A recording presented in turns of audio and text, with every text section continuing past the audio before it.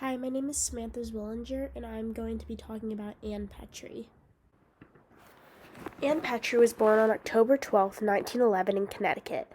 The first time she really thought she could write was when she created a slogan for a perfume company, and this convinced her of her ability. Then, in the late 1930s, Anne Petry served an apprenticeship for two Harlem papers, the Amsterdam News and the People's Voice. She was a journalist. Through this experience, she was given an idea of poverty, crime, and economic exploitation. Then she went on to write a bunch of stories that gained a lot of popularity, but her novel The Street got a lot of attention and a Houghton Mifflin Literary Fellowship Award. She became the first woman to sell more than 1 million copies. Anne Petry's main works included The Street, which talks about sexual tensions, Country Place, which focuses on natural disasters and its effects, The Narrows, which highlights racism, and Miss Muriel and other stories that were written from the perspective of children. The Street was inspired by a newspaper story of an apartment house superintendent who taught a young boy to steal letters from mailboxes. Anne Petry's work was unique because she talked about the sexual politics of race, and as stated by critic Calvin Hernton, she, quote, made a thesis of debilitating more of economic, racial, and sexual violence let loose against black women in their new urban ghetto environment, end quote. Anne Petry documents the effects of black women and how they are seen as a spectacle. One main theme in the novel is the aspiration for the American dream. The superintendent in the novel is sexually obsessed with Ludi, the main character. There is a power dynamic there. He collects her rent and tells her what to do. Ludi hates the place she lives in, but has to live there. She is seen as a sex object by multiple men, and no one wants to love her. The super tries to lure her in with her child, and another character lies to her about her singing career to get close to her. But their motives are to just have a physical relationship with her. It is the idea of empty promises and empty relationships. Later, this character turns Ludi's child into a thief. Now I will be talking about a few quotes from Anne Petry's novel, The Street. I will be discussing Anne Petry's use of words, writing style, and the story itself.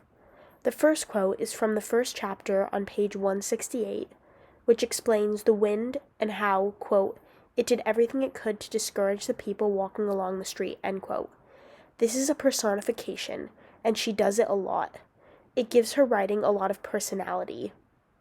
Another quote, which gives a lot of description and visuals, are Anne's explanations of the streets. She explains, quote, on 8th Avenue, it meant tenements, ghastly places not fit for humans. On St. Nicholas Avenue, it meant high rents for small apartments.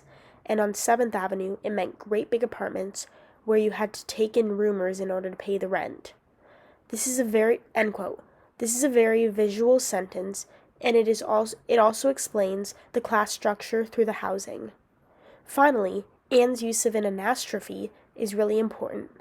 An anastrophe is a literary device that means the reversal of usual words or clauses. The quote explains, quote, if the cot had blankets on it, did not he, too, sleep under blankets? And if the cot had girlfriend on it, why should not he, too, sleep with the girlfriend? End quote.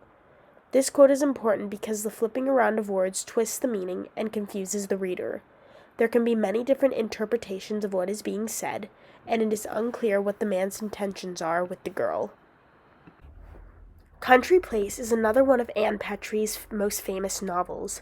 Anne Petry shifts her focus from Harlem to Monmouth, Connecticut. She wrote about a hurricane and how violent it was. She also explains its effect on the town and the people who live there. Anne Petry's switch from a social disaster in the book The Street to a natural disaster in the book Country Place shows how different experiences shape people. Social disasters are more man-made, but in Country Place it shows a natural disaster that is something bigger than ourselves. When something is bigger than ourselves, people unite. The novel Narrows is about a relationship between a black man and a white woman.